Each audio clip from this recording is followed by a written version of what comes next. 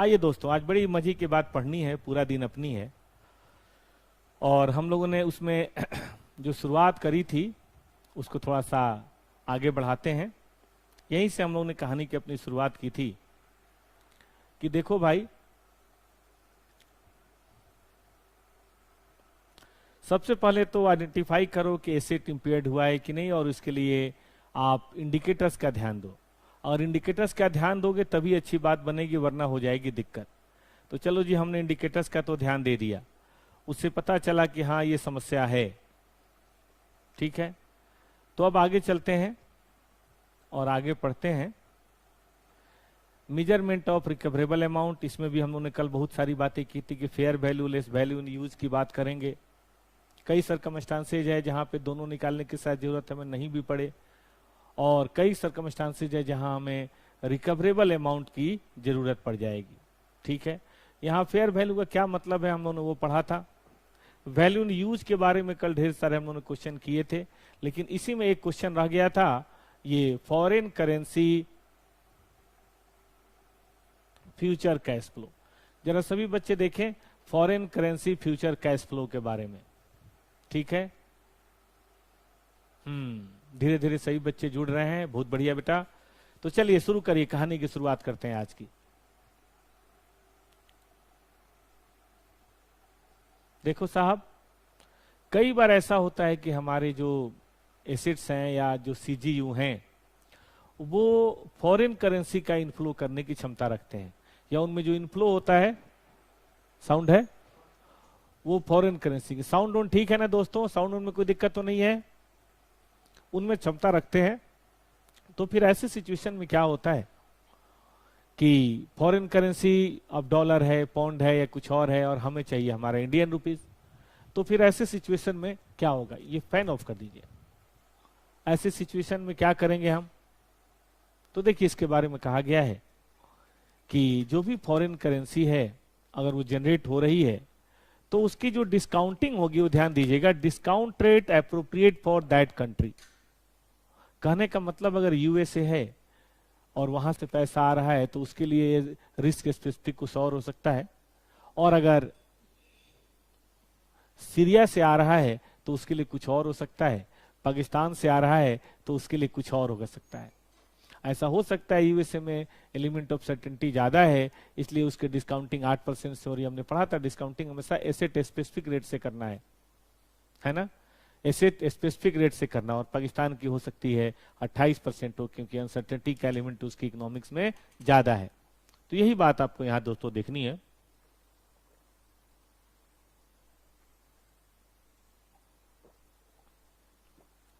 देखिएगा कि हमें जो डिस्काउंटिंग करनी है वो डिस्काउंटिंग कैसे करनी है? Rate appropriate to that currency. ये नहीं कि मतलब हमारा 10% का रेट है तो हम 10% से कर देंगे, उसका जो रेट होगा उसके हिसाब से करेंगे। मतलब अगर इंडिया का रेट, हमारे कंट्री में अभी 10% की बात है, लेकिन यूएसए से कैश फ्लो आ रहा है और वहां पे 8% है तो हम 8% देखेंगे, और पाकिस्तान से है तो कुछ और देखेंगे, रसिया से तो कुछ और देखेंगे, ऑस्ट्रेलिया से है तो कुछ और देखेंगे। ऐसा बिल्कुल पॉसिबल है। ठीक है दोस्त, अब जरा और आगे चलिए। अब उसके लिए फॉरेन करेंसी एक्सचेंज रेट चाहिए। मान लीजिए हमें पैसा मिल रहा है भाई 2021 में मिलेगा, 2022 में, क्योंकि हम तो वैल्यू इन यूज फ्यूचर की बात करते हैं 2023 में, तो हमें कैसे पता चलेगा उस समय क्या रेट होगा? तो इसीलिए एएस कहता है वो सब बात नहीं करनी, हमें प्रेजेंट वैल्यू निकालनी है ना। तो उसके लिए स्पॉट रेट जो होता है ना, आपका जो आज का रेट है, जिस डेट को आप ट्रांसलेशन कर रहे हैं, जिस डेट को आप वैल्यू इन यूज निकाल रहे हैं, उस डेट का रेट लेना है। मतलब अगर हम वैल्यू इन यूज निकाल रहे हैं 31/3/2020 का, तो हम 2020 का रेट लेंगे। 31/3/2021 का, तो 31/3/2021 का रेट लेंगे। जिस दिन ये वैल्यू इन यूज की कैलकुलेशन हो रही है उस दिन की रेट लेनी है। इसका मतलब इसमें दो बातें याद रखनी है, एक तो discounting rate which is specific to that particular country, और दूसरा हमें स्पॉट रेट लेना है आज की तारीख की बात। इसके लिए आपको एक बहुत सुंदर क्वेश्चन देखना चाहिए, टेस्ट योर नॉलेज का क्वेश्चन नंबर 7।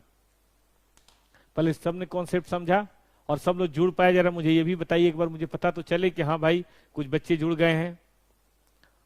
देखिए, दोनों चैनल को ना सब्सक्राइब करके रखिएगा, पता नहीं कहां पे आ जाए, कुछ कह नहीं सकते। मैं देखता हूं कितने बच्चे जुड़ गए हैं। अपने फोन पे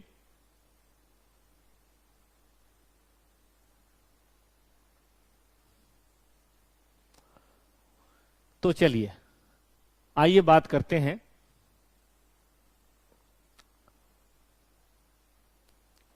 क्वेश्चन नंबर 7 शुरू हो जाए। निकालिए सब लोग क्वेश्चन नंबर 7 निकालिए, टेस्ट योर नॉलेज का, और वहीं से हम अपनी कहानी की शुरुआत करेंगे। हम भी निकालते हैं, लेकिन हमें थोड़ी मेहनत करनी पड़ेगी। हमें पहले इसको डाउनलोड करना पड़ेगा, क्योंकि आज मैं दूसरे सिस्टम पे बैठा हूं, दूसरे स्टूडियो में। 1 मिनट का समय दीजिए। ICAI लॉगिन हो जा मेरे भाई।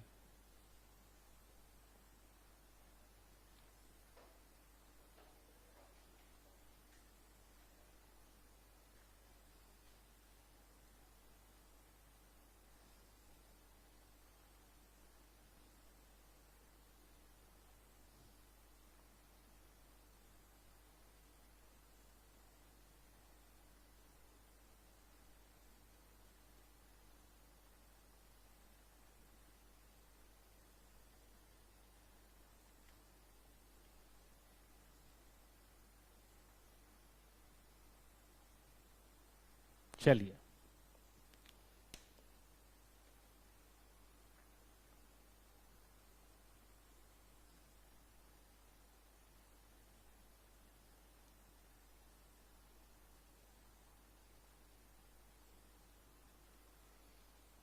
हम आ चुके हैं टेस्ट योर नॉलेज, और ये क्वेश्चन है आपका जिसे आपको देखना है। क्वेश्चन नंबर है 7। उम्मीद है सबके स्क्रीन पे आ रहा होगा। देखिए तो सब लोग, क्वेश्चन नंबर 7 बहुत ही प्यारा क्वेश्चन है, बहुत ही सुंदर क्वेश्चन है। कहता है 31 मार्च को following estimate of cash flow for one of its asset, ठीक ना, विच इज एलोकेटेड इन या लोकेटेड इन यूएसए। ध्यान देने की बात है, कहां पे है ये यूएसए में है। आज है 31 मार्च 2001 मान लीजिए, तो अगले साल यानी कि first year, second year, third year में ये कैश फ्लो होने की उम्मीद है डॉलर में। इंफॉर्मेशन दे रखा है, इंडिया का रेट ये है और यूएसए का रेट ये है। आप सब जानते हैं हमें यहाँ पे एज पर इंडेस कौन सा रेट लेना है, हमें कौन सा रेट लेना है, याद है ना आपको? हमने बात की थी discount rate appropriate for that currency, और दैट करेंसी के लिए रेट कौन सा है मुझे बताइए दोस्त, उसके लिए कौन सा रेट है? तो आप कहेंगे कि सर 10% का रेट है, ठीक है। अगर ये 10% का रेट है तो इस रेट से आपको इसको डिस्काउंट करना पड़ेगा। अब ये देखिए, आज का रेट है 45 रुपए पर यूएस डॉलर, लेकिन 1 साल बाद और उसके 1 साल बाद और उसके 1 साल बाद का एक्सपेक्टेड रेट दिया है। आपको पता है कौन सा रेट लेना है? कोई बताए मुझे कौन सा रेट लेना है मित्र? शंकर सर आपको गुड मॉर्निंग। चलिए कौन सा रेट लेना है? स्पॉट एक्सचेंज रेट लेना है, यानी कि हमें आज का रेट लेना। आज का रेट कौन सा है? आज का रेट मैं यहां से देख रहा हूं, यूएस डॉलर तो है, लेकिन कौन सा रेट लेना है दोस्त, ये पॉइंट देखना है हमें। ना तो एक्सपेक्टेड रेट की बात करनी है 2002 की, 2 की, 3 की, 4 की, हमें रेट लेना है 45। तो दोस्तों जल्दी से इसको डिस्काउंट कीजिए 10% पे और रेट लीजिए 45। This is your answer. और इस आंसर का मेन सूत्रधार क्या है? ये प्रिंसिपल।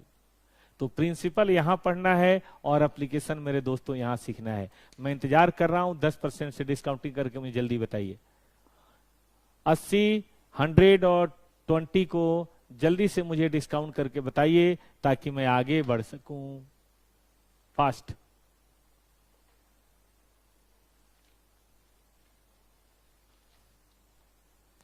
एक एक क्वेश्चन हम लोग सब करेंगे, थोड़ा समय जरूर लेता हूं मैं, लेकिन ये गारंटी देता हूं कि इंस्टीट्यूट के सारे क्वेश्चन हम लोग करेंगे और लॉजिक के साथ करेंगे। कहां से उसका आंसर है वो भी देखेंगे हम लोग, और इस तरह से हम लोग पूरा सिलेबस कवर करेंगे ताकि एग्जाम में जो क्वेश्चन आए उसको हम आराम से लिख सकें। लेकिन दोस्तों याद रखिए वैरायटी बहुत है, लॉ है ना ये, तो लॉ के हर सेक्शंस की तरह इसको पढ़िए। और मेमोरी के लिए मैंने आपको नोट्स दिया है, उसको आपको देखते रहना है। हालांकि मैं बाद में नोट्स को शॉर्ट भी करूंगा, अभी तो मैं पूरा डिटेल पढ़ा रहा हूं क्योंकि नॉलेज के लिए डिटेल जरूरी है। बाद में थोड़ी मैं संक्षिप्तता इसमें लाऊंगा।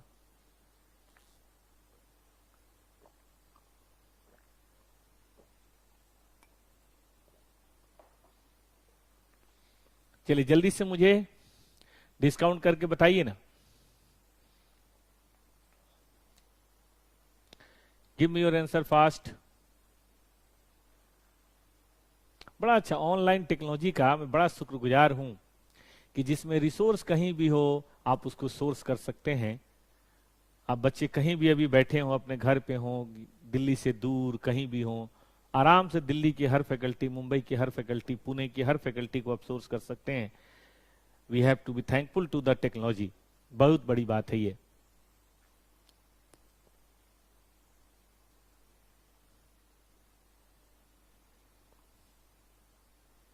किसी ने नहीं बताया, क्या बात है, सब लोग बड़े सुस्त हैं। चलिए मैं ही बताता हूं फिर।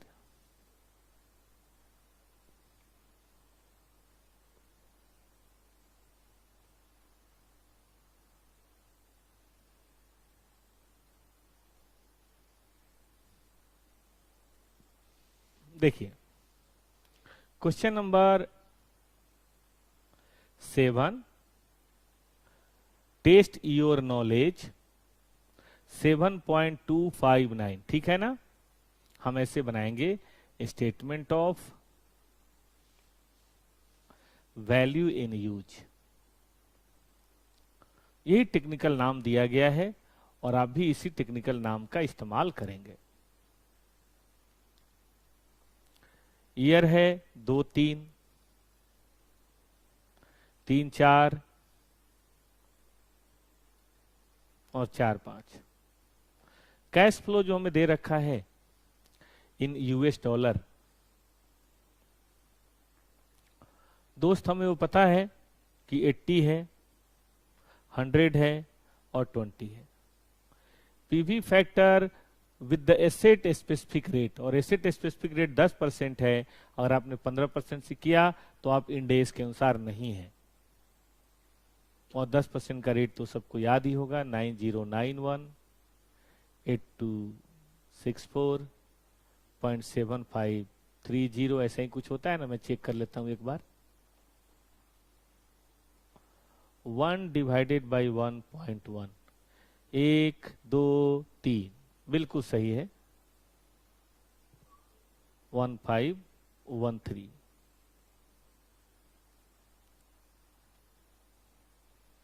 ठीक है दोस्त, जल्दी से मुझे बताइए क्या लिखूं मैं इसको। Discounted cash flow.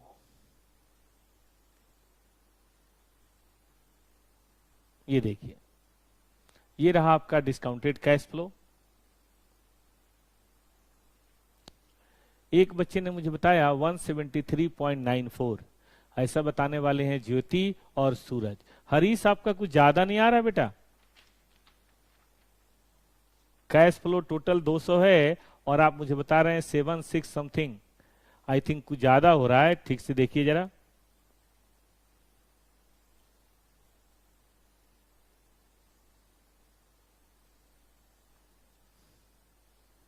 अच्छा, आप टोटल आंसर बता रहे हैं।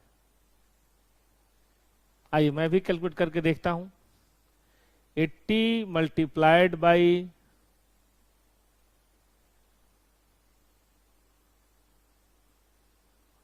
9091 या 72.73, 82.64 और 20 इंटू 7513 या 15.03, ऐसे ही आ रहा है ना कुछ।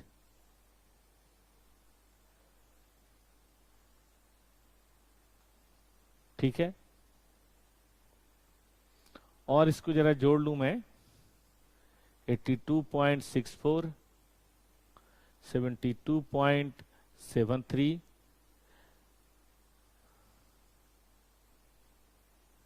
भाई मेरा तो 170 आ रहा है, आपका कुछ और आ रहा है क्या?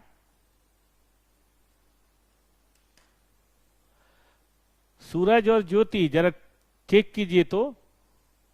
मेरा तो पता नहीं 170 आ रहा है और आप लोग कह रहे हैं 173, हरीश भी कह रहे हैं 173। कहां दिक्कत हो रही है?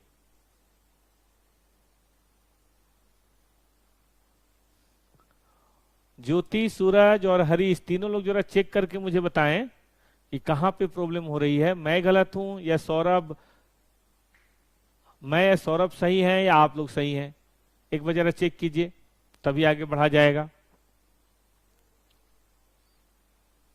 चलिए 170 है, अच्छी बात है। अब मुझे इसका निकालना है, ये तो डॉलर हो गया ना अपनी बात। तो वैल्यू इन यूज के लिए जो रेट लेना है वो स्पॉ रेट लेना है। 17040 का स्पॉट रेट, और हम लोग देख रहे हैं दोस्तों हमारा स्पॉट रेट है कितना है, 45।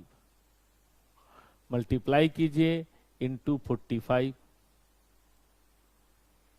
170.4 इंटू 45, ये रुपीज में आ चुका है 7668। तो इस तरह से हम वैल्यू इन यूज की कैलकुलेशंस कर सकते हैं। चलिए अब ठीक है, आइए। तो उम्मीद है सब लोगों ने वैल्यू इन यूज निकालने के प्रिंसिपल्स को ढंग से पढ़ लिया, समझ लिया। अब अगर आपकी इजाजत हो तो थोड़ा हम लोग आगे बढ़ते हैं, और अब हम लोग पढ़ने जा रहे हैं recognition and accounting treatment of impairment loss. अब तक हम लोग बात कर रहे थे कि भाई लॉस कैसे निकाला जाए, और अब हम लोग पढ़े हैं कि भाई लॉस जो निकाला गया है उसको किस तरह से अकाउंट फॉर किया जाए। ये बात पढ़ने हम लोग अब जा रहे हैं, ठीक है। चलिए अगर ऐसी बात है तो मैं शुरुआत करता हूं आपके लिए थोड़ी सी कहानी।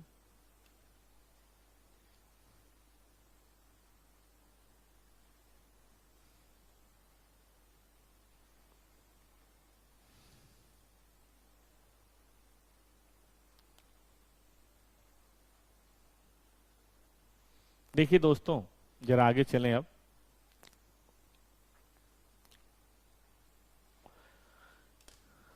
हेडिंग है recognition and measurement of an impairment loss, या मेजरिंग इम्पेयरमेंट लॉस, ठीक है। तो मेजरमेंट तो एक तरह से पढ़ लिया, अब रिकॉग्निशन की बात हो रही है। तो जरा पढ़िए, अगर एक सिंगल एसेट है तब कैसे होगा, पहले ये बता रहा हूं। If the recoverable amount is less than carrying amount, जाहिर है तभी इंपेयरमेंट होगा। Carrying amount shall be reduce to recoverable amount, आप जानते हैं, लेकिन इन देश ने कैसी लैंग्वेज में बोला है, मैंने सोचा एक बार आपको बता दूं। And that reduction is an impairment loss, कि अगर आपकी कैरिंग अमाउंट है 500 और रिकवरेबल है 400, तो इस 500 को इस 400 पे लाना पड़ेगा, और 100 का जो लॉस है वही कहलाएगा इंपेयरमेंट लॉस। ये आप पढ़ चुके हैं, इसके बारे में नहीं पढ़ाना। आपको जो पढ़ना है दोस्तों वो ये पढ़ना है, an impairment loss should be recognised immediately. कहां? In the PL statement, profit loss के स्टेटमेंट में आपको रिकॉग्नाइज करना है। बट अगर इस एसेट्स का कभी रिवैल्यूएशन हुआ है and there is a revaluation reserve available with you, then this revaluation impairment loss will be treated as revaluation reserve decrease। कहने का मतलब है कि अगर आपका 100 का इंपेयरमेंट लॉस हुआ है और आपके पास रिवैल्यूएशन रिजर्व है, लेट सपोज रिवैल्यूएशन रिजर्व है 200, तो फिर ऐसे सिचुएशन में आप इस 100 को पीएल में न डाल के इस रिवैल्यूएशन रिजर्व से कम करेंगे, and it is recognized in OCI, other comprehensive income statement, part of your income statement, to the extent the impairment loss does not exceed the amount in the revaluation surplus। लेकिन तब क्या होगा, ये समझ में आ गया सबको कि रिवैल्यूएशन अगर 200 है, लॉस 100 है, तो हमने पूरी तरह से राइट ऑफ कर दिया। लेकिन तब क्या होगा दोस्त, जरा देखें छोटा सा एक पॉइंट, एक इलस्ट्रेशन लेते हैं।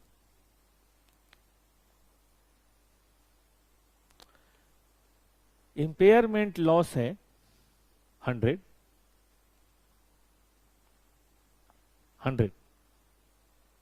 लाख करोड़ जो भी है 100 है। ठीक है। और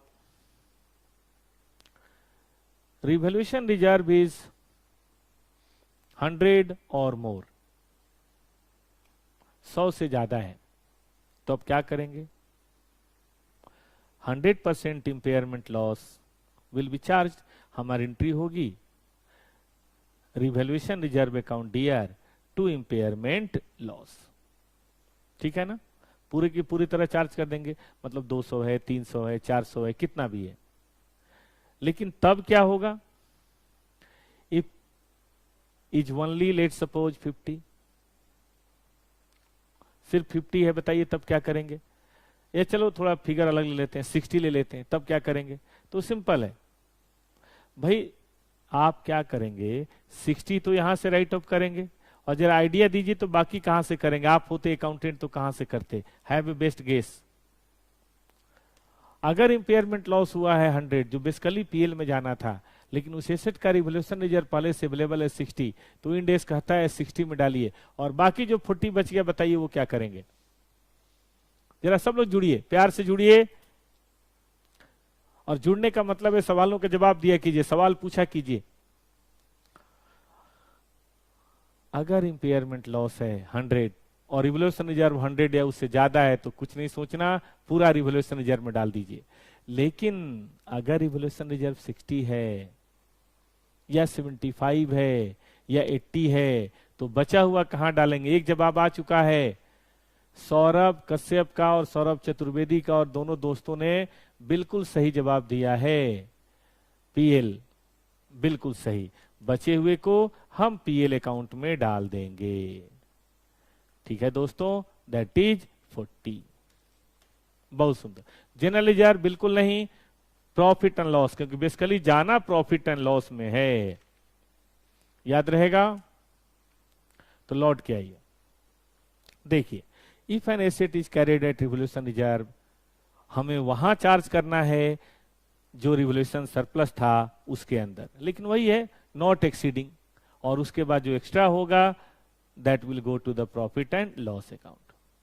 अब आगे पढ़िए, अगर impairment loss carrying amount of the asset से भी ज्यादा हो जाए, तो हम लायबिलिटी के रूप में रिकॉग्नाइज करेंगे सिर्फ तभी जब कोई और एक अकाउंटिंग स्टैंडर्ड हमें कह रहा हो। आप कहेंगे सर ऐसा कैसे हो सकता है? तो मान लीजिए कि किसी एसेट्स का fair value less cost of disposal negative है। क्यों? क्योंकि वो कुछ ऐसी चीज है जिसमें डिसमेल्टिंग चार्जेस बहुत लगेगा, और वैल्यू इन यूज वो भी निगेटिव लॉस के चांसेज हैं। इसका मतलब दोनों ही निगेटिव आ रहा है। तो मान लीजिए कैरिंग अमाउंट हमारा 100 है, ठीक है, और इंपेयरमेंट मतलब वो निगेटिव आ रहा है 50, तो इंपेयरमेंट लॉस हो गया 150। तो एस कहता है कि 50 की लायबिलिटी हम मान सकते हैं, लेकिन तब जब कोई और accounting standard, generally 37, end S 37 कहता है ना कि भाई अगर ऐसी कोई बात है तो हम लायबिलिटी मान सकते हैं।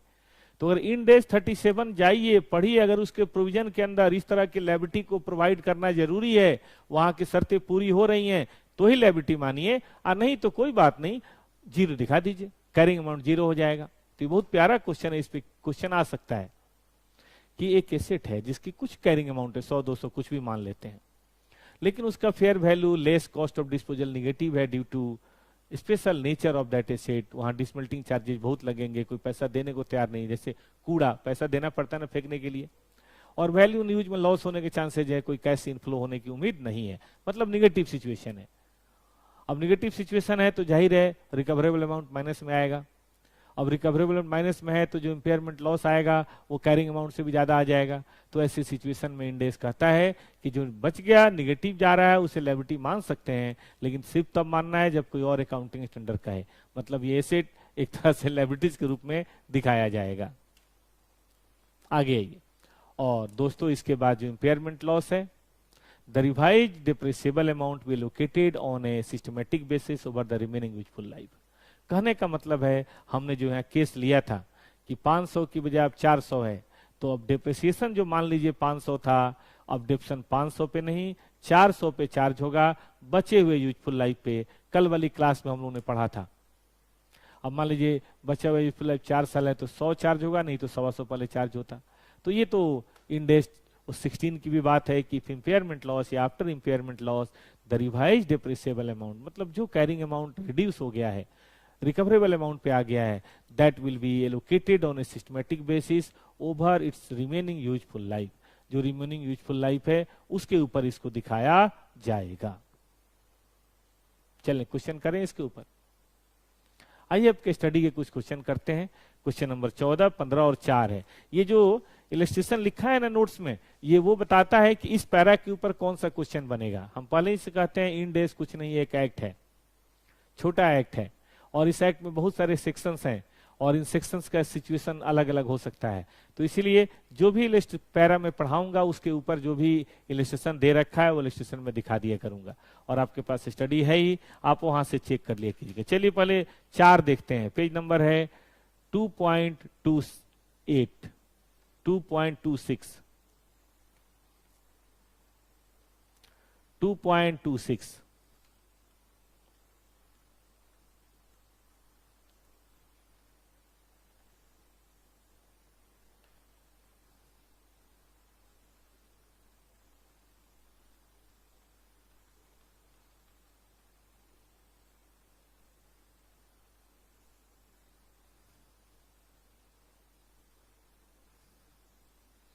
लीजिए साहब, ये छोटा सा क्वेश्चन है, अब आ गया तो इसलिए करा देता हूं, ऐसे तो ये 1 मिनट का क्वेश्चन है, पढ़िएगा। Jupiter limited is a leading manufacturer, बहुत बढ़िया भैया, लीड करो, कोई दिक्कत नहीं, of A furnace, carried in balance sheet कितना 250, तो कह सकते हैं कैरिंग अमाउंट 250 है, वैल्यू इन यूज है 200 और cost of dispose, fair value भी वही है, वैल्यू इन यूज और फेयर वैल्यू दोनों 200 है और कॉस्ट ऑफ डिस्पोजल 13 है। कोई बताएगा इसमें कितना इंपेयरमेंट लॉस हुआ? हैव योर टाइम, अपना समय लीजिए और तब बताइए।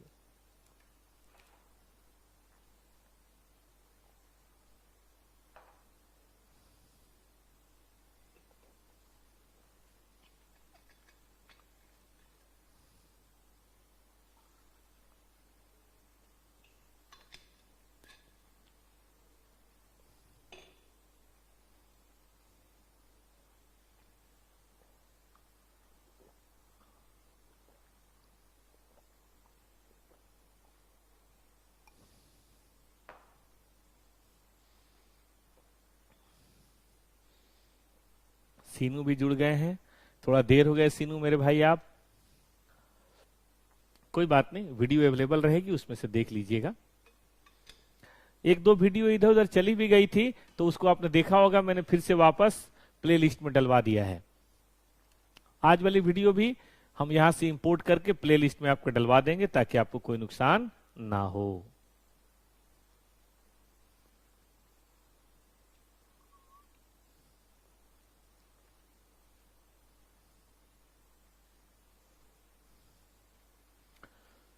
चलिए मेरे पास आंसर आ चुका है। सर वीडियो ब्लर आ रही है, ब्लर आ रही है।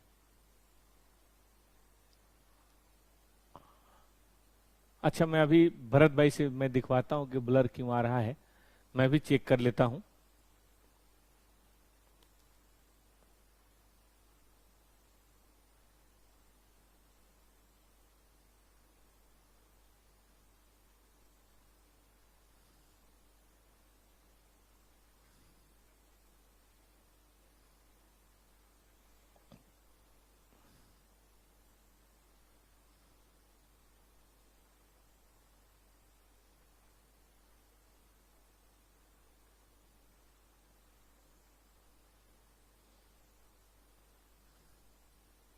ठीक है दोस्तों, मेरे ख्याल से तो वीडियो ठीक आ रही है। बाकी भरत जी देख रहे हैं, अगर कुछ वो सुधार कर पाए तो कर देंगे।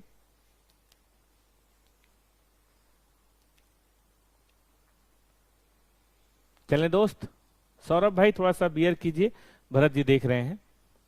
देखो भाई, वैल्यू इन यूज तो 200 है, हमने समझ लिया, लेकिन फेयर वैल्यू हमारी 200 है और कॉस्ट ऑफ डिस्पोजल 13 है।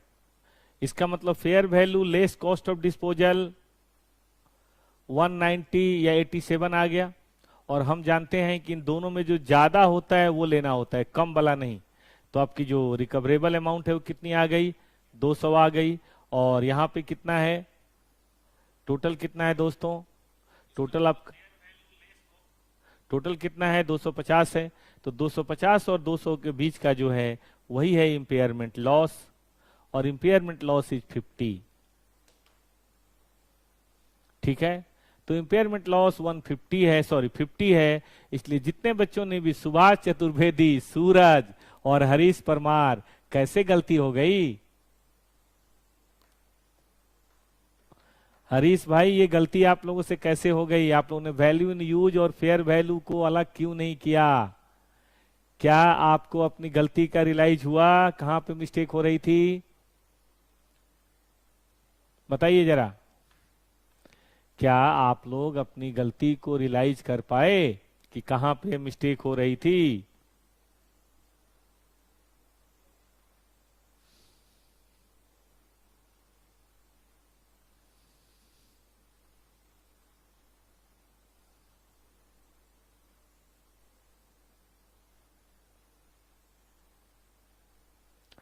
ज्योति ने बिल्कुल सही कहा, हरीश भी संभल गए, अच्छी बात है। देखा आपने, यहीं पे समस्या हो जाती है। खैर इसे छोड़िए, आइए पढ़ते हैं क्वेश्चन नंबर, कौन सा क्वेश्चन है अब, हम पढ़ते हैं क्वेश्चन नंबर 14। चलिए, लेट स्टार्ट क्वेश्चन नंबर 14।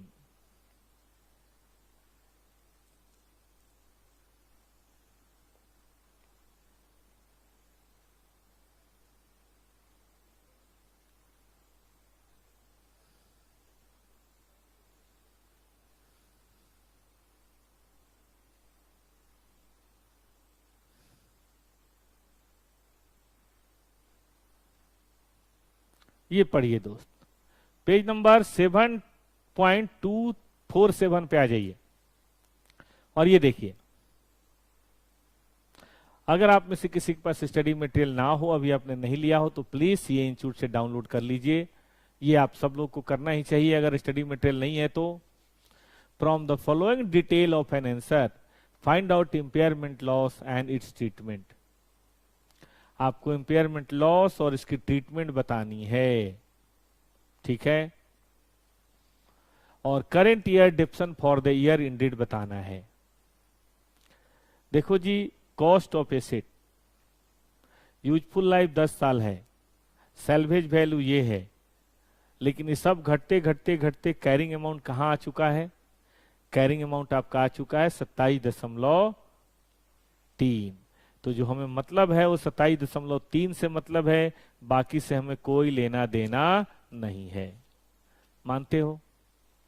कहता है अभी यूजफुल लाइफ बाकी है 3 साल, बहुत अच्छी बात है। रिकवरेबल अमाउंट जो हम सोच रहे हैं वो है कितना? 12 लाख। ये भी अच्छी बात है। तो बताइए इंपेयरमेंट लॉस कैसे निकलता है? कैरिंग अमाउंट 27.3, रिकवरेबल अमाउंट कितना भैया? 12। तो बोलिए what is the impairment loss? Impairment loss is how much? यही है मेरे ख्याल से क्वेश्चन नंबर ए का जवाब, 15.30। लेकिन मेरा क्वेश्चन कुछ और है। अगर पहले से अपवर्ड रिवैल्यूएशन रिजर्व है हमारे पास 14, तो 13 को हम कैसे ट्रीट करेंगे भाई? हम रिवैल्यूएशन रिजर्व में डेबिट करेंगे 14 और पीएल में डेबिट करेंगे 1.30। डन? सब लोग लिख लीजिए इस बात को कि कैरिंग अमाउंट है 27.3,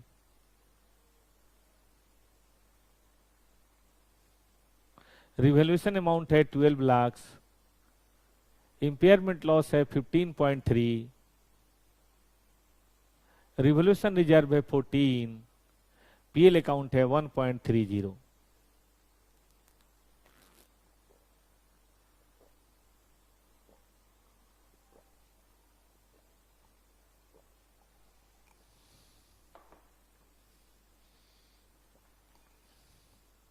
है ना।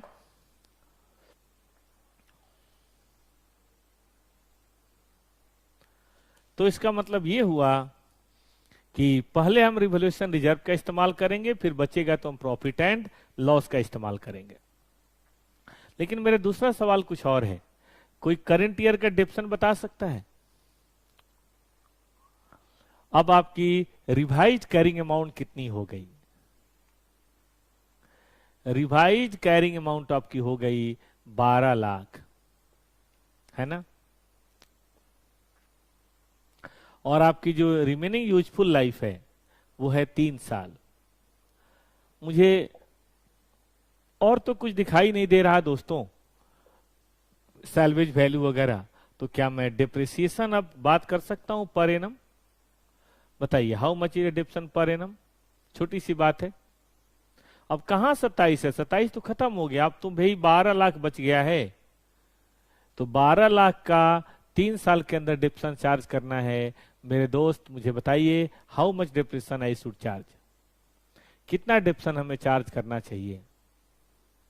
ज्योति ने जवाब दिया 4, और ये जवाब बिल्कुल सही है। बाकी दोस्त भी इस बात को लिख लीजिए। ऐसे ही क्वेश्चन एग्जाम में आने हैं, थोड़ा और भारी लेवल का आएगा, लेकिन ऐसा तो आएगा ही।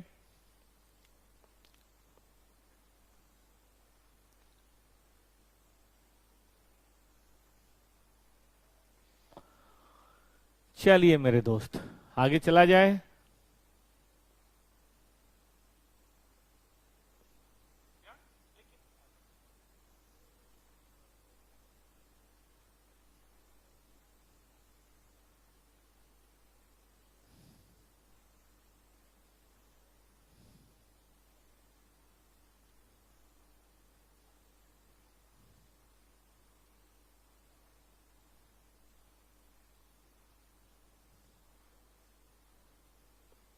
अब आइए, अब पढ़ते हैं क्वेश्चन नंबर 15।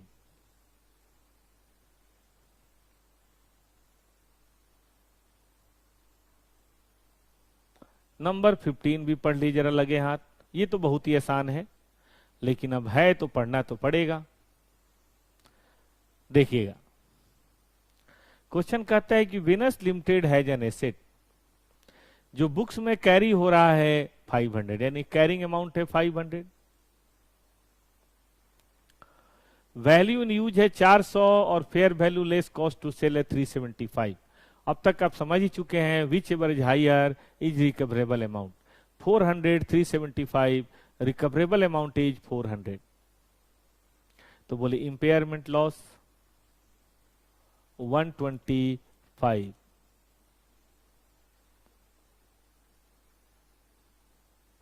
सर लायबिलिटी वाले में जनरल एंट्री क्या होगी? दोस्त, इंपेयरमेंट लॉस अकाउंट दिया टू लायबिलिटी।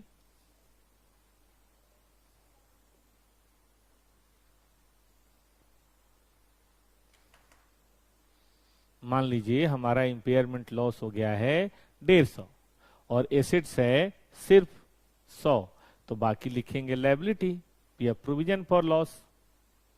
ये होगा जवाब। कौन ने, किसने क्वेश्चन पूछा था? सौरभ कश्यप, ये आपका है।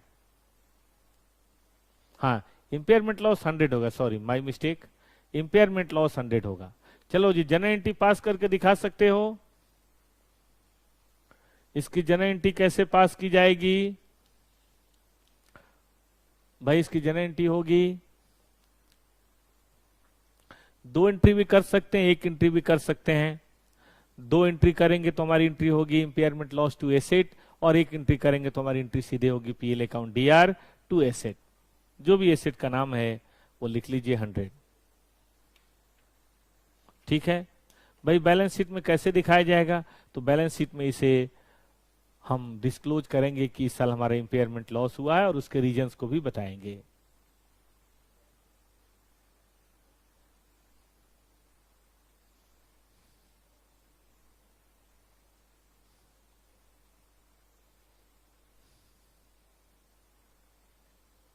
हो गया दोस्तों?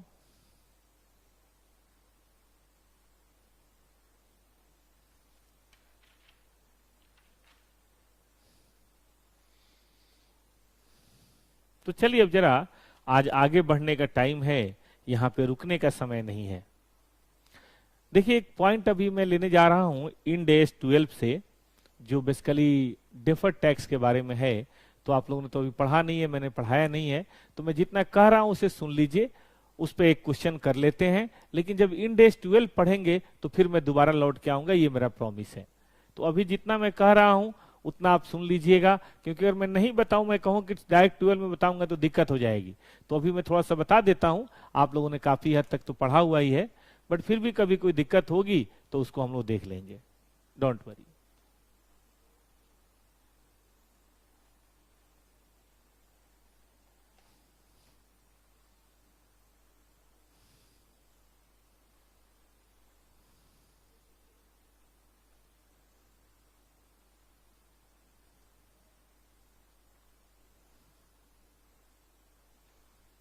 आइए देखिएगा, पॉइंट है कि if an impairment loss is recognised, अगर हम कोई इम्पेयरमेंट लॉस रिकॉग्नाइज करते हैं, एनी रिलेटेड डीटीए, मैंने जो नोट्स दिया उसका पेज नंबर 24 है, उसके बाद का पॉइंट है, ये जो मैं पढ़ा रहा था ना, इसके जस्ट बाद वाला पॉइंट है, इसलिए परेशान नहीं हुई। Is recognised any related DTA or DTL will be determined in accordance with Ind AS 12 by comparing the revised carrying amount of the asset with its tax base। आप दोस्तों ने कभी पढ़ा हो अगर Ind AS 12, कितने लोगों ने पढ़ा है वैसे? AS 22 ही बताइए, आप में से कितने बच्चों ने AS 22 पढ़ा है? जरा सब प्रेजेंस अपने दर्ज कराइए तो सर हमने पढ़ा है, हमने पढ़ा है। Ind AS 22 कितने बालकों ने पढ़ा है? मुझे आप वही पहले बताइए, फिर हम आपसे बात करेंगे।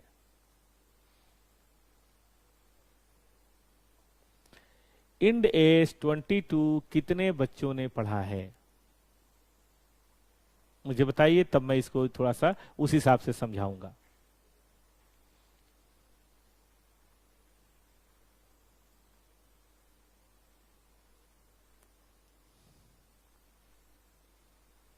जवाब किसी का नहीं आ रहा अभी तक, तो चलिए मानते हैं कि आपने नहीं पढ़ा है, तब तो थोड़ी समझने में दिक्कत होगी, क्योंकि Ind AS 22 अपने आप में एक बहुत बड़ी फिलॉसफी है जो नॉर्मल अकाउंटिंग से थोड़ी सी हट के है। फिर भी मैं बताता हूं। देखिए कई बार क्या होता है दोस्त, कि हमारे इनकम टैक्स का जो टैक्सेबल इनकम होता है और हमारे अकाउंट का जो टैक्सेबल इनकम होता है, या अकाउंट में जो प्रॉफिट होता है और इनकम टैक्स में जो टैक्सेबल इनकम होता है, ये डिफर करता है। इसके डिफरेंस के कारण होते हैं, कुछ तो परमानेंट होते हैं, कुछ टाइमिंग डिफरेंस होता है, जिसको हम टेम्पररी डिफरेंस भी बोलते हैं। तो परमानेंट डिफरेंस, जैसे कोई टैक्स का एग्जाम्पशन मिल गया परमानेंट के लिए, वो तो परमानेंट डिफरेंस है, उससे दिक्कत नहीं है। लेकिन टाइमिंग डिफरेंस या टेम्पररी डिफरेंस, जैसे कि कोई डिप्रिसिएशन का रेट कम या ज्यादा हो जाना। अब देखो डिप्सन का रेट कम या ज्यादा है तो डिप्सन तो दोनों ही में लगेगा भाई। मान लो अकाउंट में स्ट्रेट लाइन है तो बराबर बराबर, WDV है तो WDV, नहीं तो बाद में लॉस ऑन सेल, मिलना तो बेनिफिट है ही। तो टाइमिंग का जब डिफरेंस हो जाए, इसको टेम्पररी डिफरेंस भी हम बोलते हैं, तो ऐसे में DTA या DTL क्रिएट होता है। ये basically carrying amount of the asset in the books of account और carrying amount of the asset in tax. Tax में डिप्सन का रेट अलग है तो उसकी कहानी अलग से चलेगी। जब ऐसी सिचुएशन होती है तो हमारे यहाँ मैट नहीं, मैं मैट की बात नहीं कर रहा, मैं Ind AS 22 की बात कर रहा हूं।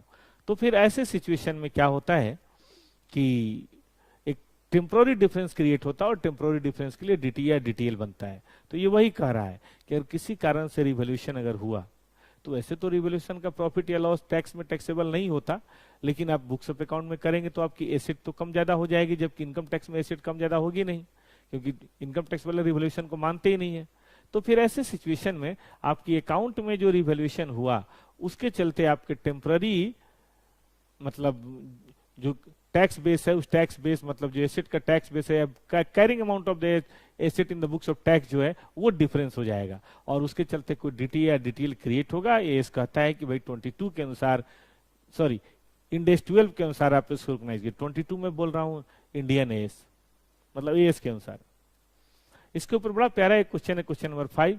मैंने पहले ही कहा था देख लीजिएगा, नहीं समझ है तो परेशान मत होइएगा, क्योंकि किसी और एस की कहानी आप देख ही रहे हैं, और वो एस हम लोग पढ़ेंगे, ऐसा तो नहीं कि नहीं पढ़ेंगे। ये मैं वादा करता हूं जब पढ़ेंगे तो वापस हम आपको ये एस और रेफर कर देंगे, ये पॉइंट हम रेफर कर देंगे और वहां पे आपको कोई दिक्कत नहीं होगी। चलिए जरा देख लीजिए भाई, ये है क्वेश्चन।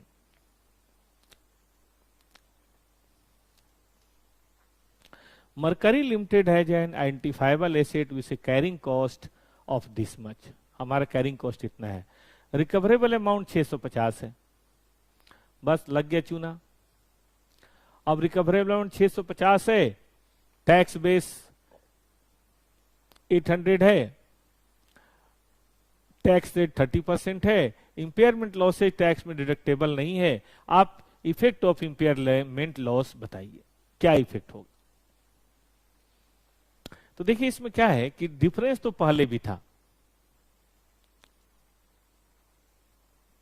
भाई, 100 था, सॉरी 1000 था, 800 था, तो डिफरेंस तो पहले भी था और 30% के हिसाब से बना हुआ तो पहले भी था। टैक्स में हमने बेनिफिट ज्यादा ले लिया था, यानी कि आगे टैक्स ज्यादा देना पड़ेगा, इसका मतलब ये डीटीएल था। ठीक है, अब आगे आप इसको घटा के यहां पे कर दे रहे हैं, यानी कि 350 का इंपेयरमेंट लॉस है। इनकम टैक्स वाले मानेंगे नहीं, अकाउंट वाले मानेंगे। इसका मतलब हुआ कि अब टैक्स बेस फिर अलग हो गया, अब टैक्स बेस हाई हो गया। इसका मतलब है डेफर्ड टैक्स लायबिलिटी खत्म होगी और एक डेफर्ड टैक्स एसेट क्रिएट होगा। हम रिवर्सल भी कर सकते हैं क्योंकि अब टाइमिंग डिफरेंस किसी और तरह का है। अब 150 के ऊपर 30% यानी कि 45, लेकिन अब dt ए क्रिएट होगा और इन दोनों के बीच का जो डिफरेंस है 105, ये प्रॉफिट एंड लॉस अकाउंट में जाकर क्रिएट होगा।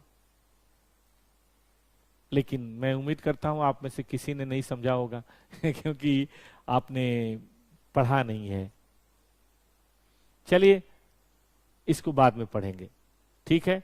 देख लीजिए, सिर्फ देख लीजिए, इसको हम बाद में पढ़ेंगे जब हम पढ़ाई करेंगे इन डेज 12। वादा करता हूं मैं लौट के जरूर बताऊंगा और मैं भूल गया तो आप मुझे याद दिला दीजिएगा, ठीक है। तो ये फालतू बात है, इसको हम छोड़ते हैं, काम पे। फालतू बात नहीं है, मतलब अभी के संदर्भ में नहीं है, किसी और इंडेक्स को टच कर रहा है, जब वहां होगा तब देखेंगे। देखिए ना, पहले ये 200 का डिफरेंस था, टेम्पररी डिफरेंस, जिसके चलते ये डीटीएल बना था, ये डीटीएल था क्योंकि आगे हमें टैक्स बेनिफिट कम मिलना है। लेकिन अब आगे प्रॉब्लम क्या हुई कि अकाउंट में तुरंत कम हो गया, यानी कि क्रिएट हो गया डीटीए, और इसका नेट इंपैक्ट ये रहा 45। देख रहे हैं, जरा एक बार बताइए आप में से कोई समझ पाया। देखिए मैंने समझाने की कोशिश भी नहीं करी, मैं पहले बता रहा हूं, क्योंकि जो चीज मैंने पढ़ाई नहीं है मैं उसको कैसे बताऊंगा। आएगा ऑफ कोर्स, इंडेक्स 12 भी हम लोग पढ़ेंगे, अब जब आएगा तो फिर बात करेंगे।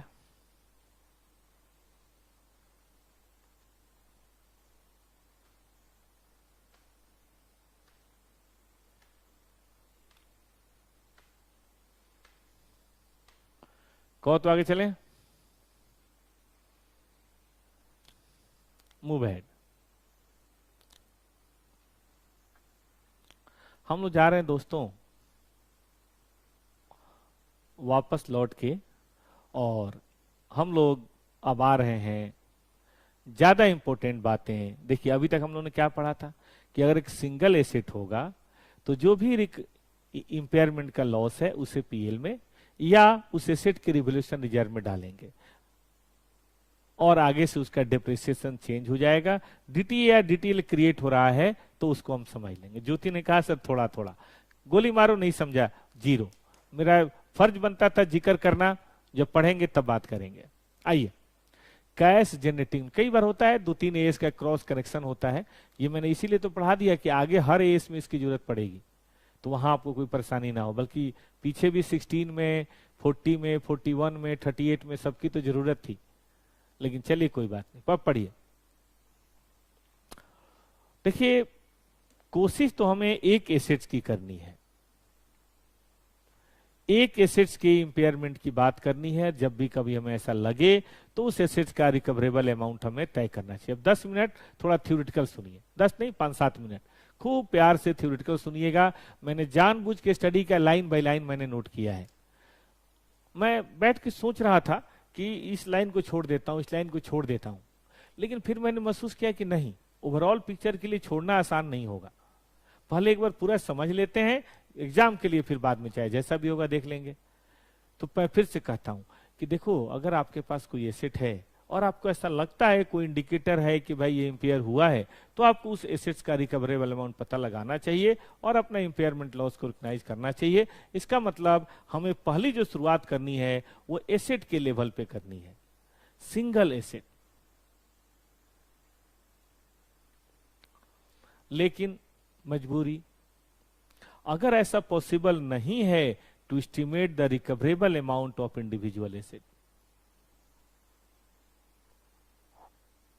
इंडिविजुअल एसेट्स के रिकवरेबल अमाउंट को पता लगाना पॉसिबल नहीं है, तो फिर ऐसे सिचुएशन में हम रिकवरेबल अमाउंट उस सीजीओ का पता लगाएंगे to which the asset belongs.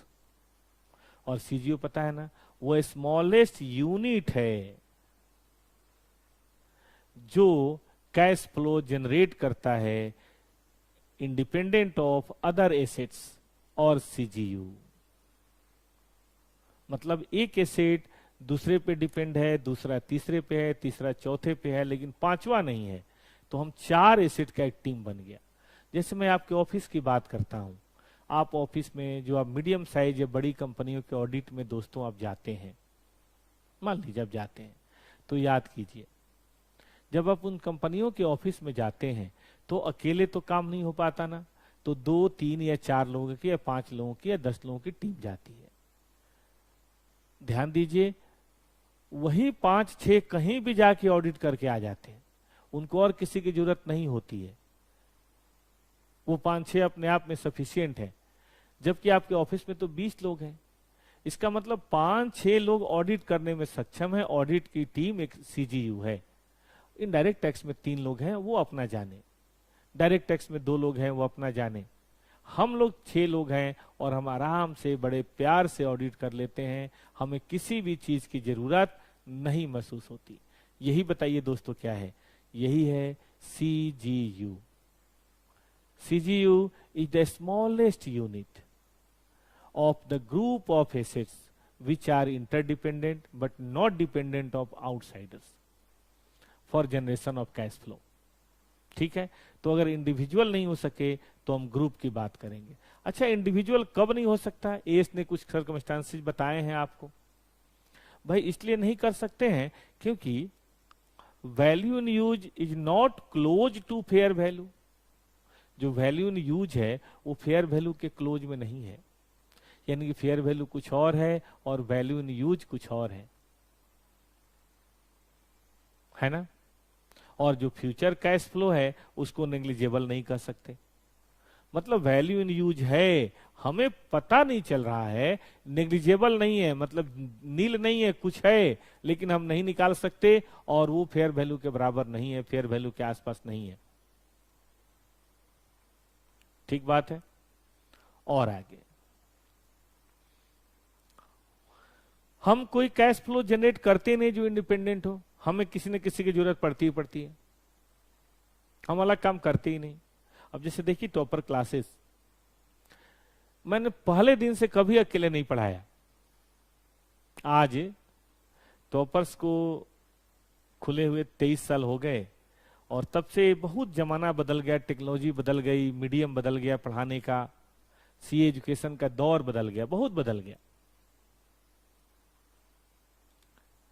लेकिन दोस्तों मैंने एक बात महसूस करी कि अकेले, मतलब आप ये समझो ऐसा नहीं कि अकेले मैं नहीं पढ़ा सकता था, लेकिन मैंने कभी अकेले पढ़ाने की कोशिश नहीं करी। अब बड़ा अकेला सा महसूस होता था। तो मैंने पहले ही दिन से अपने जो मित्र यार थे, दोस्त थे, सहयोगी थे, उनको जोड़ा और धीरे धीरे फिर टीम बनती चली गई।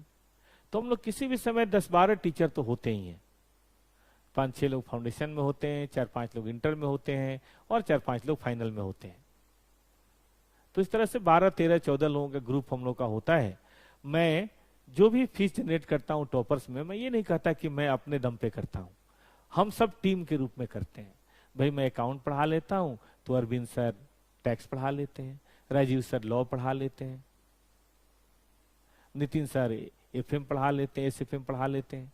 तो क्या हुआ, इसमें काम हम लोगों ने बांट लिया, और जब काम बांट लिया तो कुछ मतलब एक बैच अनाउंस कर दिया कि चलो भाई आप इंटर पढ़ोगे तो आपको एक ग्रुप का 30,000 रुपए, 20,000 रुपए, 10,000 रुपए जो भी आपको देना है देना पड़ेगा। अब बच्चे आए, उनको पैकेज मिल रहा है तो आ गए और सारी पढ़ाई कर ली, आगे बढ़ गए। तो देखिए, मैंने कभी अकाउंट का अलग एडमिशन नहीं लिया, अरविंद सर ने टैक्स का नहीं लिया, राजीव सर ने लॉ का नहीं लिया और नितिन सर ने एफएम का नहीं लिया। हम सब ने टीम के रूप में काम की।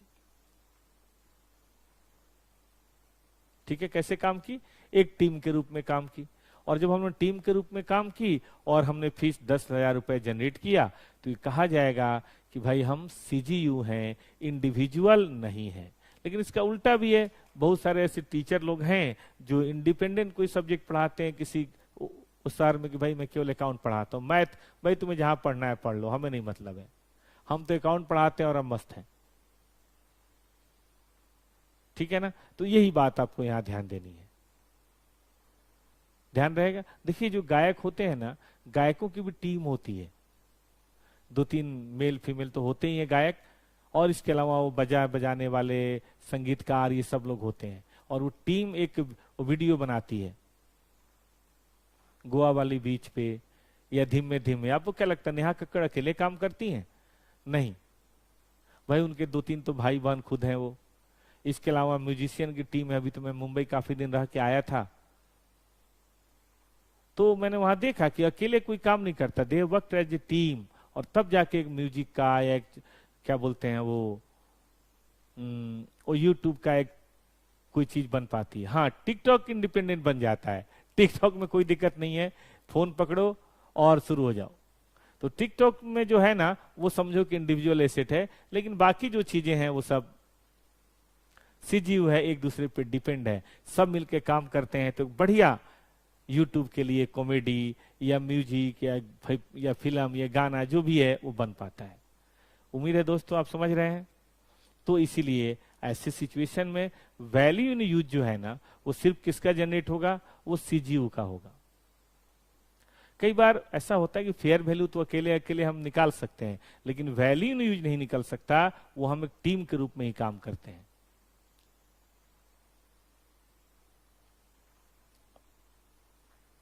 ठीक है, तो ऐसे सिचुएशन में क्या करना चाहिए? ऐसे सिचुएशन में देखिए, रूल ये है कि आपको lowest aggregate of asset recognise करना चाहिए which generate largely independent cash flow. देखिए ये है ना, ये है एंटिटी, बहुत सारे एसेट्स हैं। ठीक है, हम बहुत सारे एसेट्स की बात कर रहे हैं, तो आपको दोस्त ये देखना पड़ेगा कि ये वाला जो एसेट्स है ना, ये एक सीजीयू है, और ये वाले जो एसेट्स हैं ना, एक ये सीजीयू है, और ये वाले जो एसेट्स हैं ना, एक ये सीजीयू है, एक ये वाले जो एसेट्स हैं ना, ये सीजीयू है। तो इसका मतलब एक ही कंपनी के अंदर ऐसा हो सकता है कि कई सीजीयू हैं, और इन सबको मिला के क्या बना? तो दोस्तों हमारी एंटिटी बनी। ठीक है ना? तो value in use is therefore recoverable amount that can be determined only for the asset CGU, an entity identify the lowest aggregate of the asset that is largely independent cash inflow. आइए मैं इस पर कुछ theoretical और कुछ practical question आपको कराता हूं। ठीक है ना, आप भी इंजॉय करेंगे। पहले मैं थ्योरेटिकल क्वेश्चन आपके सामने रखता हूं। क्वेश्चन नंबर है 6, बहुत ही प्यारा क्वेश्चन है। क्वेश्चन नंबर 6, ये लीजिए। थ्योरेटिकल डिस्कशन फ्रूटफुल था दोस्तों, या हमें स्किप कर देना चाहिए था? हमने जो थोड़ा समय लिया, 2-3 बातें बताई, थोड़ा कॉन्सेप्ट को एस्टेब्लिश करने की कोशिश करी, ठीक था? पढ़िए, बहुत ही अच्छा एग्जाम्पल है 6 नंबर। क्वेश्चन कहता है कि माइनिंग एंटिटी, कोई है ना खदान है, जैसे यहां ना खदान होती है यहां, लेकिन शहर दूर होता है, ये टाउन है, यहां तो पूरा जंगल जंगल जंगल जंगल, ठीक है, पूरा जंगल है, ये माइन है, ये हाईवे है, ठीक है, शहर है। तो कहता है कि mining entity owns a private rail to support the mining activity. The private rail could be sold only for scrap value. अब प्राइवेट रेल कौन खरीदेगा, स्क्रैप वैल्यू पे बिकेगा, लोहा है तो बिक जाएगा, और ये कोई कैश फ्लो भी नहीं जनरेट करता, which is largely independent of the cash flow from other asset. हम उस पर किसी को बिठा के घुमाते थोड़े ना है, वो हमने पता है क्या के लिए बनाया है। ये खदान से जो चीजें हम खोलते हैं वो बगल वाले रेलवे स्टेशन पे लेके पहुंचा देते हैं, और वहां पे मेन रेल की पटरी जो है, ये रेलवे स्टेशन है, यहां हम पहुंचा देते हैं अपने प्राइवेट रेल से। अब देखो माइंस में लोहा है या कोयला है, वो भारी भरकम चीज है, उसको ट्रक पे ला दो फिर लेके जाओ तो खर्चा बहुत लगता है। तो रेल करा, एक बार में 25-30 बोगी लिया और पहुंचा दिया रेलवे स्टेशन। अब रेलवे स्टेशन पे अब वहां से लेके चला जाएगा वो, ठीक है ना। तो इस तरह से होता है प्राइवेट रेल। मैं काम करता था इंडियन ऑयल में, तो वहां पे हमारा था रिफाइनरी से लेकर बरौनी स्टेशन तक, बरौनी रिफाइनरी में मैं काम करता था। एक रेलगाड़ी की पटरी बिछी हुई थी जो सिर्फ हमारे काम आती थी, मतलब कोई नॉर्मल ट्रेन नहीं आती थी, सिर्फ हमारे अपने ट्रेन थे, इंजन थे, हम बोगी लेके आते थे, उसमें तेल भर देते थे, वो लेके चले जाते थे, ठीक है ना। उसी तरीके से हमारे यहाँ एक चीनी मिल था, मोतिहारी शहर का, मैं रहने वाला हूँ बिहार का, तो चीनी मिल था एक। अब तो खैर चीनी मिल ही बंद हो गया तो पटरी भी खत्म हो गई, लेकिन जब चीनी मिल था तो हमें ध्यान है कि रेलवे स्टेशन तक गन्ना या चीनी की बोरी तो नॉर्मल इंडियन रेलवे लाती थी, लेकिन रेलवे स्टेशन से चीनी मिल तक एक छोटी सी लाइन बनी हुई थी, और वो ले जाना किसकी ड्यूटी थी, वो उसके एक अपने इंजन होते थे रेलवे लाइन वालों का, मतलब चीनी मिल वालों का, उसको ढो के ले जाते थे। तो उस पर कोई पैसेंजर थोड़ा ना बैठ रहा है, किसी और का सामान थोड़ा ना ढूल रहा है, इसका मतलब इंडिपेंडेंट तो है नहीं, ठीक है। तो बताइए इस क्वेश्चन में ये जो प्राइवेट रेल है, क्या इसका हम वैल्यू इन यूज निकाल सकते हैं, वैल्यू इन यूज नहीं निकाल सकते? Value in use can be calculated, बताइए यस या नो। क्या प्राइवेट रेल का इंडिपेंडेंट वैल्यू इन यूज बात हो सकती है? ज्योति, आप बरौनी से हैं? नहीं बेटा, हम मोतिहारी से हैं, बरौनी के बगल का शहर है, लेकिन बरौनी में हम जॉब करते थे। हम इंडियन ऑयल में जब हम सीए बने थे तो इंडियन ऑयल में हमारा कैंपस इंटरव्यू के थ्रू सिलेक्शन हुआ था। मेरी रैंक सैंक थी तो सिलेक्शन तो होना ही था, तो हमारी सिलेक्शन हुई थी और हमने बरौनी रिफाइनरी में तकरीबन 3 महीने 4 महीने मैंने काम किया था।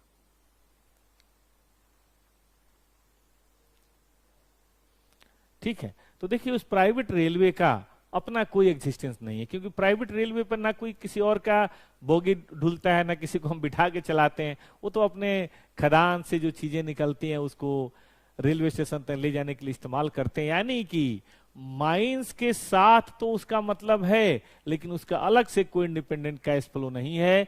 इसीलिए जब कभी बात होगी तो उसे हम माइंस के साथ ही जोड़ के सीजीयू बनाएंगे और तब हम उसकी वैल्यूएशन की बात करेंगे, वरना स्क्रैप वैल्यू पे थोड़ा ना हम उसका इंपेयरमेंट कर देंगे। ठीक है, तो ये हमें यहाँ पे देखना है। मैं वही क्यों, ठीक है बेटा, मैं टाउनशिप में रहता था ज्योति, टाउनशिप जो है ना वहीं में रहता था। ज्यादा दिन तो नहीं, 4 महीने रहा था, लेकिन बड़ी अच्छी यादें हैं। पहला जॉब और पहला प्यार दोनों बड़ा प्यारा होता है। तो वहां हमने पहला जॉब किया था, पहला प्यार तो खैर अपने शहर में किया, लेकिन पहला जॉब हमने वहीं किया था। तो बड़ी मीठी यादें हैं। वो 4 महीने आज 25 साल हो गए, लेकिन भूलते नहीं है। वो लोग बड़े प्यारे, छोटा सा शहर, बहुत बढ़िया। चलिए आइए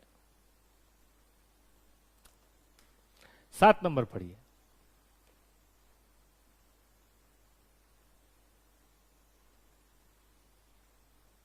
ये देखिए साहब, ए बस company provide services under contract with a municipality that require minimum service of each of the 5 separate routes. Minimum service आपको देनी है 5 अलग अलग रूट्स के। जैसे देखो ना, मैं दिल्ली की बात करता हूं, तो किसी प्राइवेट ऑपरेटर से बात हुई, देखो कि भाई एक बस ना यहाँ पे सीपी से कनॉट प्लेस से जाएगी नॉर्थ कैंपस, एक बस आएगी विकास मार्ग से होते हुए आनंद विहार, एक बस इधर जाएगी बदरपुर, एक बस इधर जाएगी हौज खास,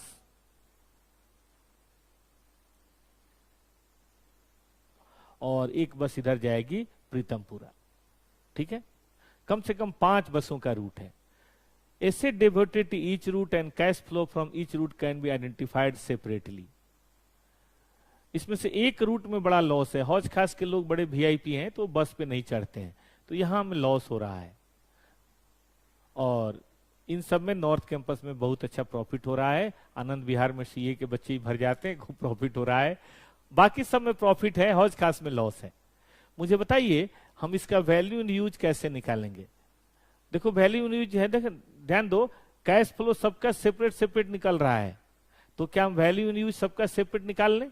सेपरेट और ग्रुप कैसे निकालें, जवाब दीजिए।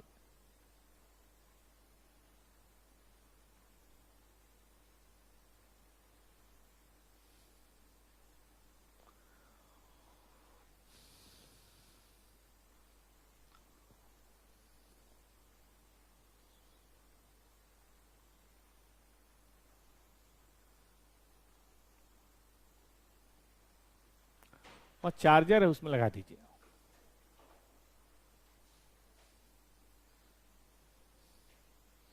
बताइए दोस्तों, 5 रूट है, म्युनिसिपैलिटी कहती है कि हमें कम से कम 5 पे सर्विस देनी है, कोई एक रूट हम छोड़ नहीं सकते। हालांकि हम सबसे आने वाला कैश फ्लो, इनफ्लो और आउटफ्लो इंडिपेंडेंटली जज कर सकते हैं, लेकिन कॉन्ट्रैक्ट हमें तभी मिलेगा जब मिनिमम 5 रूट चलाएंगे। तो एक रूट में जिसका लॉस है, क्या वो छोड़ सकते हैं? जो प्रॉफिट वाला है वो कर लें और लॉस वाला छोड़ दें, क्या हमारे बस में है? सौरभ जवाब दीजिए बेटा, आप सौरभ चतुर्वेदी, क्या ऐसा पॉसिबल है? हरीश और सौरभ दोनों लोग ध्यान दीजिए,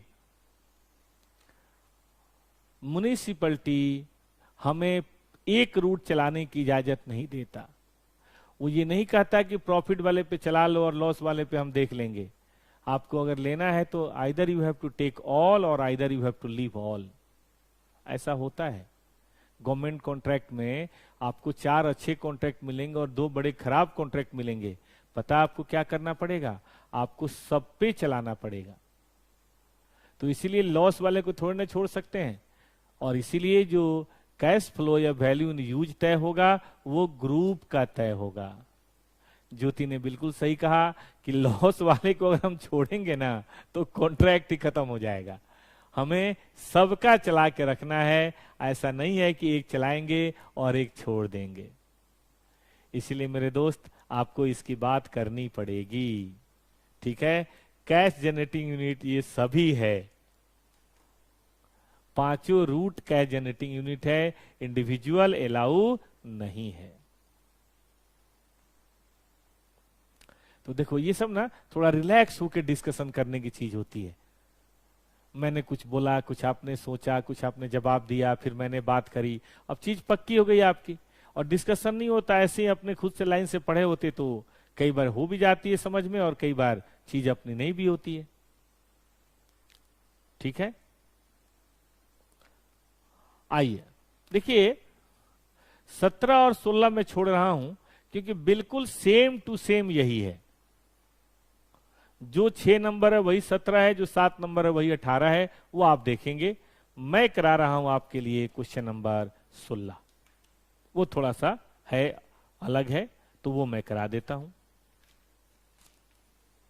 आइए नंबर 16 बिल्कुल इन्हीं के आसपास का क्वेश्चन है और बढ़िया है, इसलिए मैं कराता हूं। 17 भी आपको दिखा दूंगा, आप खुद ही देखिएगा, बिल्कुल सेम है।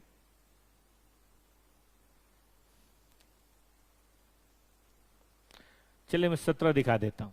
देखिए ये 17 है, वही रेलवे वाला है, बिल्कुल सेम टू सेम है, इसलिए मैं दोबारा से इसको नहीं बता रहा। इंस्टीट्यूट ने इसे गलती से 2 बार दे दिया है।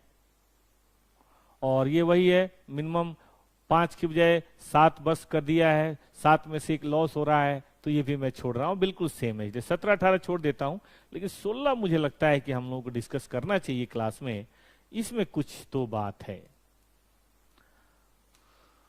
चलिए अब यही एक बड़ा पैरा हो गया, ये अगर पैरा टूट के दिया होता तो ज्यादा समझ में आता। ये पैरा एक साथ हो गया है तो समझने में दिक्कत होती है, तो मैं जो नोट्स बना रहा हूं उसमें पैरा तोड़ के मैं कर दूंगा। इस तरह से लिख देने पे ना समझने में थोड़ी दिक्कत होती है।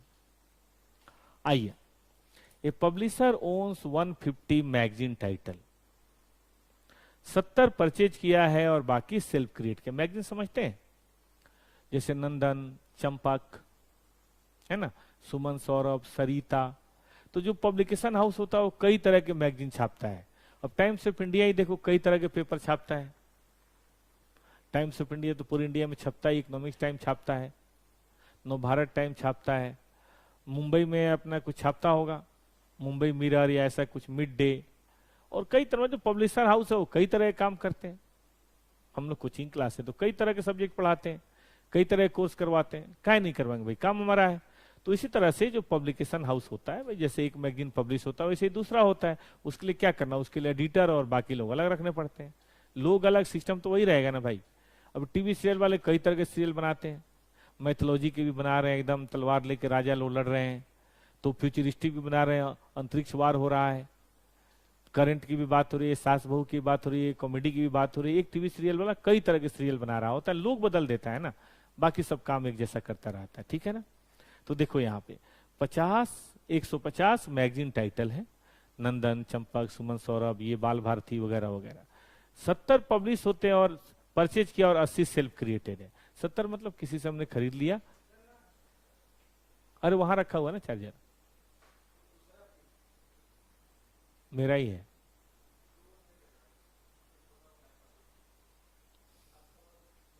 कौन ले गया? चलिए कोई बात नहीं, लाओ फोन दे दो। 70 परचेज किया और 80 सेल्फ क्रिएटेड है। The price paid for a purchase magazine title is recognised as an intangible asset. देखिए जो परचेज मैगजीन टाइटल, अब सेल्फ जनरेटेड तो खैर नहीं करते हैं जनरली, मस्ट हेड वगैरह करना मना है, लेकिन परचेज वाले को हमने इंटेंजिबल एसेट के रूप में रिकॉग्नाइज कर लिया, ठीक है। The cost of creating magazine title and maintaining the existing title are recognise as an expense when incurred. ध्यान दीजिएगा, जब हम खुद बनाते हैं, एक तो ये परचेज वाला है, और जब हम खुद बनाते हैं तो उसको रिकॉग्नाइज करते हैं एज एन एक्सपेंस, यानी कि हम उसको कैपिटलाइज नहीं करते हैं, सही करते हैं। इंडेस 36 यही कहता है कि सेल्फ जनरेटेड ये मस्ट हेड वगैरह जनरली हम रिकॉग्नाइज नहीं करते व्हेन इनकर्ड। चलो अच्छी बात है, लेकिन तो तय हो गया कि जो परचेज गुडविल है उन टेंजिबल एसेट मानते हैं, जो सेल्फ जनरेटेड है उसके ऊपर अगर खर्चा हुआ भी तो हम उसे रिकॉग्नाइज कर लेते हैं as a expense. Cash flow from indirect sale and advertisement identifiable for each magazine. अच्छा, हर मैगजीन के लिए आइडेंटिफाइबल है, मतलब जो इनफ्लो होगा सेल्स का और जो एडवर्टीजमेंट का, दो तरह का फायदा होता है ना, एक तो बेचते हैं 10 रुपए 20 रुपए में, उससे फायदा होता है, और एक उस पर एडवर्टीजमेंट बड़ा अच्छा होता है, उसका पैसा भी हमें आता है। Titles are manage by customer segment. जो टाइटल्स है वो कस्टमर सेगमेंट के द्वारा मैनेज होता है। The level of advertisement income for a magazine title depend upon the range of title in a consumer segment. देखो कस्टमर सेगमेंट समझते हैं आप, देखो कस्टमर सेगमेंट होता है चाइल्ड, किड्स, है ना, पॉलिटिक्स, हाउस होल्ड, हाउसवाइफ। तो इस तरह से किड्स की बात करें तो नंदन चंपक है, पॉलिटिक्स की बात करें तो आउटलुक और इंडिया टुडे वगैरह है, हाउसवाइफ की बात करें तो क्या है वो विनीता और सरिता और माधुरी, इस तरह की जो चीजें होती हैं। फिल्म की बात करें तो गॉसिप्स वाले होते हैं अलग अपने, फिल्म फेयर, स्टारडस्ट, तो सब अलग अलग है ना। और segment manage by customer segment. The level of advertisement depend upon the range of title in a customer segment. मतलब जितना टाइटल होगा ना उसकी बात करेंगे। अब देखिए हम चिल्ड्रन की बात करें तो चिल्ड्रन में अलग होता है चंपक। चंपक में सारी कहानियां जो होती हैं वो जानवरों पर बेस्ड होती हैं, कि नंदन हाथी था, किशोर बंदर था, ठीक है। और अगर नंदन की बात करें तो ऐतिहासिक कहानी है कि आज से 200 साल 500 साल पहले राजा थे, तेनालीराम थे, तो ये सिचुएशन थी, तो मैथोलॉजी में ले जाते हैं। अमर चित्रकथा वो राम जी हनुमान जी के दौर में लेके चले जाते हैं। तो इस तरह से चाइल्ड में भी कई तरह की वैरायटी दी जाती है। पॉलिटिक्स में भी कई तरह की चीजें होती हैं। हाउसवाइफ का भी अलग अलग हिसाब होता है। भाई शहर की हाउसवाइफ का, मेट्रोपॉलिटन की हाउसवाइफ के लिए अलग मैगजीन होता है ना, और छोटे शहर के हाउसवाइफ का अलग मैगजीन होता है। तो रेंज होता है, इसको आप मना नहीं कर सकते, रेंज होता है। तो अलग अलग हमने कस्टमर सेगमेंट बनाए हैं, और इनकम जो डिपेंड करता है वो उस कस्टमर सेगमेंट के अंदर कितने रेंज ऑफ टाइटल है इस बात पर डिपेंड करता है। Management has a policy to abandon old titles before the end of their economic life. Management की पॉलिसी है कि हम एबडॉन कर देते हैं ओल्ड टाइटल, पुराने टाइटल्स को हम छोड़ देते हैं जब उसका इकोनॉमिक लाइफ खत्म हो जाता है, और रिप्लेस कर देते हैं किसी इमीडिएट टाइटल से। देखो जमाने के अनुसार तो चीजें बदलती हैं, जो नहीं बदलेगा उसको जमाना बदल देगा। अब देखो ना कोचिंग इंडस्ट्री में बड़ा फर्क पड़ने वाला है। ये कोरोना के चलते मजबूरी में ही सही, लेकिन ऑनलाइन बच्चों ने एक्सेप्ट किया। कई बच्चे तो बिल्कुल ऑनलाइन नहीं करते। जैसे अपनी एक स्टूडेंट है दिलखुश, वो बरेली में रहती है, वो कहती है सर मुझे ऑनलाइन समझ ही नहीं आता, मैंने बहुत कोशिश करी, सर आप बताओ फेस टू फेस फाइनल कब पढ़ाओगे, जब पढ़ाओगे उसी समय मैं आऊंगी और मेरे से डबल फीस लो आप, लेकिन मैं फेस टू फेस पढ़ूंगी। बहुत अच्छी स्टूडेंट है, एक बार में पास किया उन्होंने। उनकी सिस्टर भी वो सीए फाइनल में, वो श्री राम कॉलेज में पढ़ती हैं, या सीए इंटर में है। तो अच्छा घर है, उनकी मम्मी भी प्रोफेसर है, मतलब सब प्रोग्रेसिव फैमिली, ऐसी कोई दिक्कत की बात नहीं है। लेकिन उस बच्चे को नहीं आता तो नहीं आता, ठीक है कि नहीं। तो ऐसे 2-4 बच्चे हैं, लेकिन बाकी बच्चों ने मजबूरी में एक्सेप्ट कर ही लिया। और काफी बच्चे तो पहले से भी थे, due to time constraint of the articleship, face to face classes नहीं हो पा रही थी, बहुत सारी समस्याएं थी। तो यही बात दोस्तों यहां भी है, ठीक है। बताइए कैश जनरेटिंग यूनिट एक इंडिविजुअल टाइटल है या नहीं है? मतलब चाइल्ड सेक्शन में नंदन है, चंपक है और सुमन सौरभ है। मुझे बताइए चाइल्ड सेक्शन में ये जो चंपक, नंदन, सुमन, सौरभ है, ये बेसिकली अपने आप में इंडिविजुअली एक एसेट्स हैं, या वैल्यू न्यूज इसके निकल सकते सीजीयू हैं, या पूरे चाइल्ड सेक्शन एक सीजीयू है? सवाल ये है, सवाल सुनिएगा कि क्या हम इंडिविजुअल चंपक को मान सकते हैं एक सीजीयू, या चंपक के साथ बच्चों वाले सारे मैगजीन जोड़े तभी होगा? क्योंकि एक पॉइंट है यहां डिस्ट्रैक्टिंग, कि जो इनकम है ना वो इस बात पर डिपेंड करती है कि हमारे उस पैकेज में, बंडल में कितना है। हमने देखा है कोचिंग क्लासेज में, भाई सीए में भी, सीए इंटर है या फाउंडेशन या फाइनल है, जहां सारे पेपर होते हैं वहां बच्चे ज्यादा होते हैं, है कि नहीं? और जहां इंडिविजुअल होता है वहां बच्चे थोड़े कम होते हैं। तो इसीलिए 2-3 टीचर अलग अलग होते हैं, एक दूसरे की शक्ल भी नहीं देखना चाहते, फिर भी जुड़ जाते हैं एक दूसरे से मजबूरी में।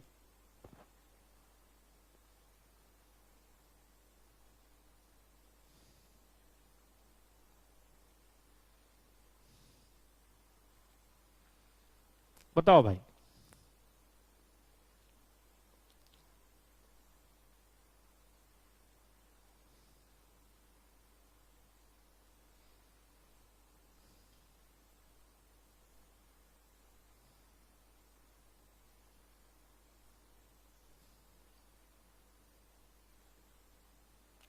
ज्योति कह रही है कि सर किड्स वाले सारे एक साथ, पॉलिटिक्स वाले सारे एक साथ, मतलब कस्टमर सेगमेंट वाले को एक साथ मानिए।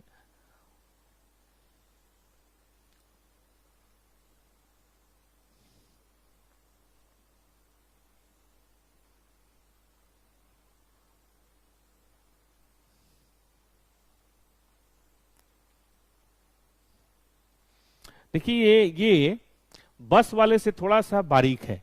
बस वाले में तो कॉन्ट्रैक्ट था कि या तो 5 या कोई नहीं, तो बस वाले का हिसाब अलग है।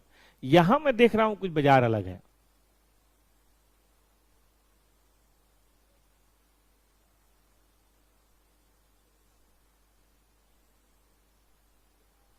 देखिए यहां पे दो कॉन्ट्रास्टिंग बातें हैं कि कैश फ्लो, क्वेश्चन का जवाब क्वेश्चन में छुपा हुआ है। Cash flow from direct sale are identifiable for each magazine.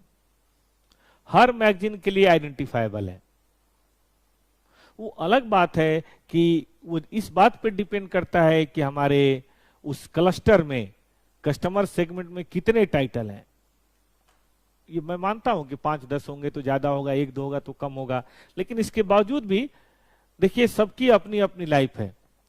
हम सबके लिए अलग अलग पैसा पे करते हैं, यानी कि हम कॉस्ट अलग से निकाल सकते हैं। अगर उनकी इकोनॉमिक लाइफ खत्म होती है तो हम अलग अलग खत्म करते हैं, सबको एक साथ पूरा कस्टमर सेगमेंट नहीं खत्म करते। तो इसमें मुझे जो लगता है पर्सनली कि आप अलग अलग आइडेंटिफाई कर सकते हैं। ऐसा होगा जब आपको लगेगा कि नहीं मैं किसी और पे भी डिपेंड हूं, लेकिन वो डिपेंडेंसी इतनी बड़ी नहीं है। वो आता है तो सबको बेनिफिट होता है, मैं मानता हूं, बट इसके बावजूद भी अलग से खर्चा करना, अलग से आइडेंटिफाई होना, अलग से क्लोज करना, अलग से डिस्पोज करना, ये बताता है कि भाई recoverable amount of each title can be assessed. इसीलिए each title, individual title is basically your CGU। मुझे तो ऐसा लग रहा है कि आप इसको CGU के रूप में रिकॉग्नाइज कर सकते हैं।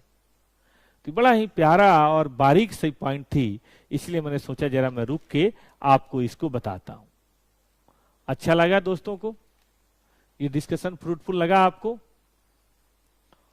फ्रूटफुल लगा तो मुझे बताइए कि हाँ सर। चलिए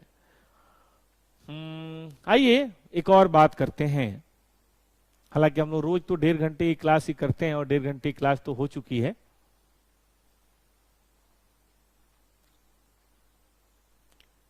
और पढ़ा जाए या रहने देते हैं? आज संडे है, आज रहने देते हैं। देखो दोस्तों कल ईद है, तो आप सबको पहले तो ईद मुबारक। लेकिन आप बताइए क्लास करनी है या नहीं? क्योंकि क्लास तो अपनी शाम को 8:30 बजे तक होती है, तब तक तो ईद हो ही चुका होगा। क्या कहते हो? कल ईद है तो कल क्लास करनी है ना? क्योंकि शाम को 8:30 बजे तक क्लास होती है, तो उस समय तक तो ईद का दौर भी सब खत्म हो चुका होता है। ठीक है ना? सर डीटी की फैकल्टी कब लाएंगे? अब थोड़ा सा ठीक होने दीजिए।